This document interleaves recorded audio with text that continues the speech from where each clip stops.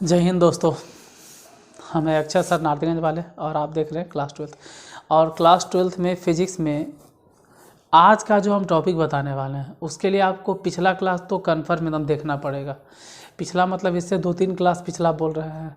जैसे कभी हम किसी क्लास में बताए होंगे कि Coulomb's law in vector form, तो जब हम कूलम्ब्स लॉ वेक्टर फॉर्म बता रहे होंगे तो उसको अगर आप ध्यान से नहीं देखे हैं तो आज समझ में नहीं आएगा, आज कुछ भी समझ में नहीं आएगा। इसलिए पहले उसको देख लीजिए, तभी आज समझ में आने वाला है।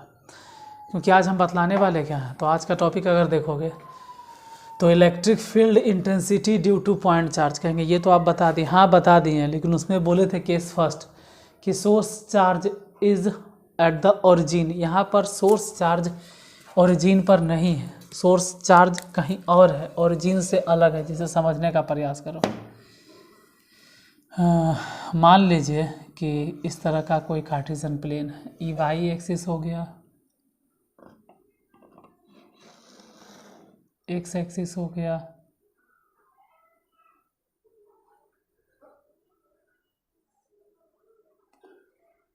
और ये हो गया बाहर की तरफ जेड एक्सिस। ये जेड एक्सिस जो बाहर की तरफ निकल रहा है, एक्स एक्सिस वाई एक्सिस।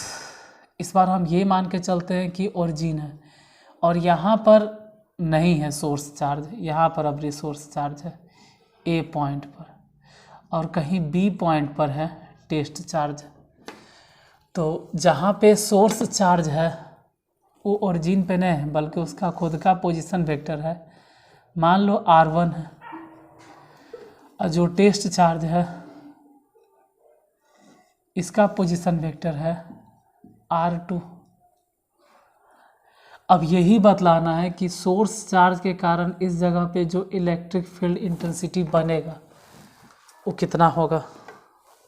हालांकि अगर हम आपसे पूछे कि ए बी बतलाइए, ए बी, तो आप ए बी जानते हैं कैसे निकलता है, position vector of B minus position vector of A. आपको मालूम है कि बी के पोजीशन वेक्टर R2 हम पहले ही सब बता दिए हैं। आज अगर डायरेक्ट इस क्लास को देखोगे तो नहीं समझ में आएगा, एकदम नहीं, कुछ भी नहीं समझ में आएगा, सब ऊपर से बाउंस कर जाएगा। इसलिए कूलम्ब्स लॉ वेक्टर फॉर्म जो बताए हैं वो सब क्लास देख लीजिए, शुरू से आप देख के आएगा तभी समझोगे। R2 में से R1 घटा देंगे, ये सब पहले बताए हुए हमें। ए बी अगर निकालना है तो position vector of B minus position vector of A, मतलब बी के पोजीशन वेक्टर में से ए का पोजीशन वेक्टर घटा देंगे। तो बी का पोजीशन वेक्टर कितना है, बी का पोजीशन वेक्टर R2, ए का पोजीशन वेक्टर कितना है R1, तो R2 में से R1 घटा दिए, हम वही किए हैं। और ये समझने के लिए आपको पिछला क्लास देखना होगा। पिछला क्या यार, फिजिक्स शुरू से देखते हुए आना होगा। अगर आप जहाँ तहाँ से देख रहे हैं तो नहीं समझ में आएगा। अब जो हम माने हैं डिस्क्रिप्शन में लिख देते हैं कि हम माने क्या हैं। देखिए, हम ऐसा कंसीडर कर रहे हैं, लेट ए सोर्स चार्ज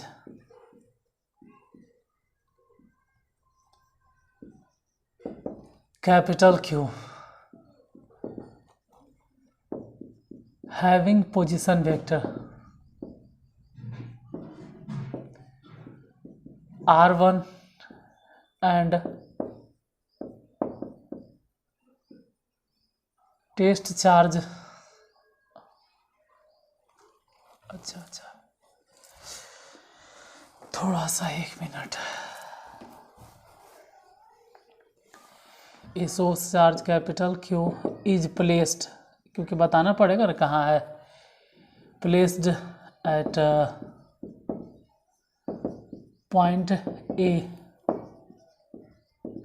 क्योंकि इसके पहले तो ओरिजिन पे था, यहाँ पर ए पॉइंट पर है।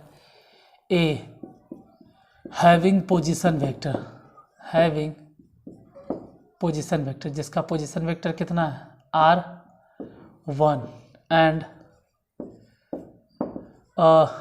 टेस्ट चार्ज या टेस्ट पॉजिटिव चार्ज। चलो भाई, test positive charge small q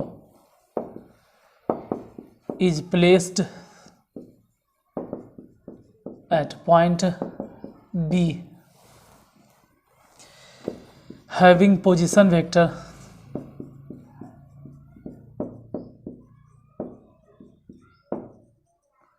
having position vector कितना R2। तो अब लिखते हैं electrostatic force, electrostatic force on, किस पे चेक करना है हमको, जाहिर सी बात है छोटका पे, electrostatic force on small Q due to capital Q, मतलब सोर्स चार्ज के कारण। अरे किसी पर भी किसी के कारण चेक करो ना, इसका मतलब है कि फोर्स हम कहाँ चेक करना चाह रहे हैं, बी पर, और किसके कारण चेक करना चाह रहे हैं, ए के कारण, क्योंकि वो तो पोजीशन बताना होगा, हम वेक्टर फॉर्म में लिखने वाले हैं। तो अगर याद होगा, आप पिछला क्लास देखे हैं या कुलम्ब्स लॉ वेक्टर फॉर्म देखे हैं तो समझ में आ जाएगा, 1/4 पाई एप्सिलॉन नॉट। और डायरेक्ट देख रहे हैं तो नहीं समझ में आएगा, क्योंकि पिछला टॉपिक देखना होगा। साइंस एक चेन की तरह होता है, अगर चेन का कड़ी कहीं से भी टूट गया तो आपको नहीं समझ में आएगा। 1/4 pi epsilon naught capital Q small Q और बटा में बी ए। कहने का मतलब है कि बी पर फोर्स लग रहा है और ए के कारण लग रहा है, यानी बी पर लग रहा है, बी पर लग रहा है, कहाँ से लग रहा है, ए से लग रहा है। तो अगर याद होगा तो आर लिखते थे, बी ए नहीं लिखते थे, ए बी लिखते थे, अगर याद होगा तो आर ए बी, और इतना के मॉड ऑफ करके होल क्यू, और यहाँ पे लिख देते थे R A B vector form में। एक चीज़ और बताते हैं, यहाँ पे कन्फ्यूज़न होता है, कभी कभी हम स्क्वायर लिखते हैं, तो अगर यहाँ पर स्क्वायर लिखते होंगे, सपोज दैट मान लो अगर यहाँ पे स्क्वायर लिखती हैं, तो फिर यहाँ पे फुल वेक्टर नहीं लिखते होंगे, यूनिट वेक्टर लिखते होंगे, तो फिर तो वही कहानी हो गया ना, बी ए। अगर आप क्लास देखे हो शुरू से तो आपको मालूम होगा कि इसके आगे हम क्या लिखते हैं, यूनिट वेक्टर को हम बोले थे फुल वेक्टर ए बी अब बटा में mod of R A B, हम ये समझाए थे। एक मिनट नीचे देख लेते हैं दिखाई दे रहा है या नहीं, यहाँ तक दिख रहा है। तो घुमा फिरा के हम पहुँच तो वहीं गए, force on B due to A, हम आ तो वहीं गए 1/4 पाई एप्सिलॉन नॉट, ई कैसे लिख दिए।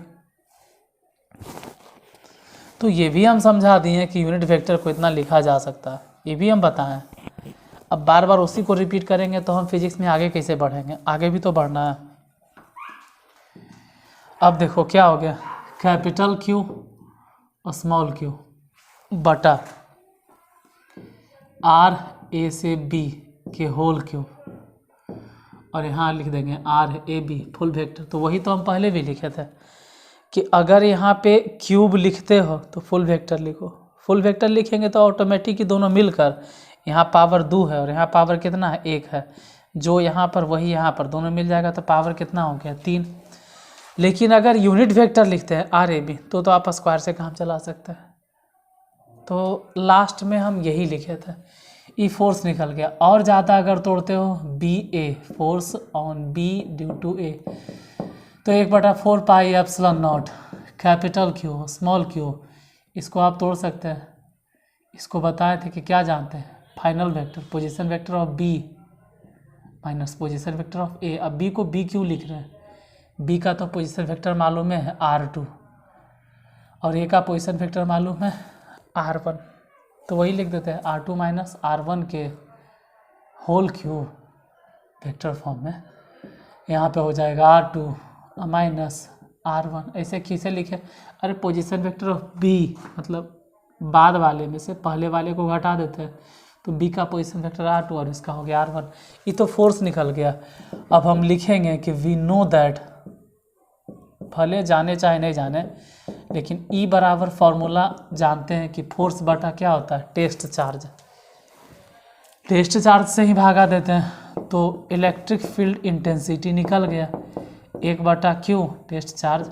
अब फोर्स कितना है 1/4 pi epsilon naught capital Q small Q R2 minus R1। के whole cube R2 minus R1। इसको घेर कैसे लिखते हैं, टेस्ट चार्ज से टेस्ट चार्ज कट गया तो electric field intensity 1/4 pi epsilon not गुने यहाँ से कैपिटल क्यू बटा R2 माइनस R1 के होल क्यूब एरो के साथ R2 माइनस R1 इतना हो गया। ये हो गया electric field intensity due to point charge. लेकिन condition when source charge is away from origin. क्यों ओरिजिन पे नहीं है, यहाँ ओरिजिन से अलग है, ठीक है। जहाँ पे सोर्स चार्ज है ना उसका खुद का पोजीशन वेक्टर R2 दिए हुए है, R1 दिए हुए है। अगर ये सोर्स चार्ज ओरिजिन पे होता, मान लो कि ओरिजिन पर होता, अगर सोर्स चार्ज ओरिजिन पे होता तो इसका पोजीशन वेक्टर R1 नहीं होता बल्कि 0 होगा, मतलब यही लिख देते हैं ना कि if source charge is at origin, तब तो R1 कितना हो जाता 0, क्योंकि अगर सोर्स चार्ज ओरिजिन पे है तो R1 का मान ऐसे भी 0, तो आंसर क्या आ जाएगा 1/4 पाई एप्सिलॉन नॉट, यही ना होगा कैपिटल क्यू और बटा में R1 तो 0 हो गया तो बचा R2 माइनस 0 के होल क्यूब और ये हो जाएगा R2 माइनस में तो 0, तो 1/4 पाई एप्सिलॉन नॉट। और जब सिर्फ R2 ही बच रहा है तो खाली R लिखो ना इतना के होल क्यूब और R फुल वेक्टर।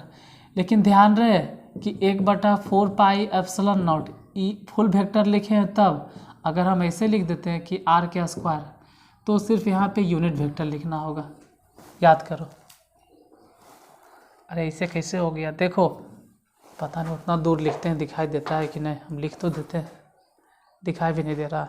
चलिए कोई बात नहीं, दिखाई दे रहा है तो हम यही चीज़ फिर से दोबारा यहाँ रिपीट कर देते हैं, इसको मिटाते हैं, ठीक है, चाहे फिगर को मिटाते हैं। यहाँ देखिए हम समझाते, नहीं दिखाई दे रहा होगा। कहने का मतलब है कि अगर Q जो है ना इज ओरिजिन, अगर ऐसा कह देते कि सोर्स चार्ज ओरिजिन पे है तो R1 तो ऐसे भी 0 हो जाता। R1 फिगर बात मिटा दी, अब अरे मिटा तो देते हैं, R1 0 हो जाएगा। R1 जैसे ही 0 हो जाएगा तो बचेगा कुछ 1/4 पाई एप्सिलॉन नॉट और कैपिटल Q, ये तो ऐसे भी 0, ये ऐसे भी 0, तो बच गया R के होल क्यूब और इधर बच गया R फुल वेक्टर। कहेंगे R2 नहीं लिखे, अरे जब एक गो है ये है तो R ही लिखो, R का मतलब समझ में आ जाएगा कि टेस्ट चार्ज का पोजीशन वेक्टर है, अभी फुल वेक्टर है। अगर याद हो तो हम बोले थे कि जब पे R स्क्वायर होगा, तो जब यहाँ R स्क्वायर होगा तो एजा यूनिट वेक्टर होगा, अगर यहाँ R स्क्वायर होगा तो एजा यूनिट वेक्टर होगा। लेकिन फिर तुमको वही लहर नहीं लिखेंगे इतना, हम ऐसे लिखेंगे, हम एजा लिखेंगे फुल वेक्टर, तो फुल वेक्टर लिखोगे तो R लिखो मॉड ऑफ, तो फिर तो घुमा फिरा के वही हो जाएगा R क्यूब। तो जब फुल वेक्टर लिखेंगे तो नीचे R क्यूब होगा, जब यूनिट वेक्टर लिखेंगे यूनिट वेक्टर तो R स्क्वायर होगा। मतलब क्या, अरे मतलब कि ये वाला हम पहले ही साबित कर दिए हैं कि जब सोर्स चार्ज ओरिजिन पे होगा, लेकिन किसी को लगता है कि हम इससे भी साबित कर सकते हैं, तो ठीक है, R1 जो है ना वो सोर्स चार्ज का पोजीशन वेक्टर है, इसके जगह पे 0 रख दो। क्यों, क्योंकि सोर्स चार्ज है ये है ओरिजिन पे, और जो ओरिजिन पे होगा उसका डिस्प्लेसमेंट कितना माना जाएगा 0, तो 0 लिख दो, वही चीज़ आ जाएगा। तो आज का जो टॉपिक था electric field intensity due to point charge when source charge is away from the origin, वो तो हो गया कंप्लीट। अभी तक हम देख रहे थे electric field intensity due to a point charge, थोड़ा सा यहाँ पे जोड़ दीजिएगा, due to a point charge. यहाँ जो था ड्यू टू पॉइंट चार्ज मतलब एक ही, यहाँ पे एक चीज़ और, ए पॉइंट चार्ज, मतलब एक ही को पॉइंट चार्ज था। अब जो हम बतलाने वाले हैं उसमें एक से अधिक पॉइंट चार्ज होगा। Electric field intensity due to 2 point charge. तो आज तो यहीं तक, ठीक है। अगर क्लास अच्छा लगे तो क्लास को लाइक कर दीजिएगा और हो सके तो शेयर कर दीजिएगा इसको 1-2 लोगों को। आज यहीं तक, इसके आगे के लिए फिर कल मिलते हैं नेक्स्ट एपिसोड में। आज के लिए धन्यवाद।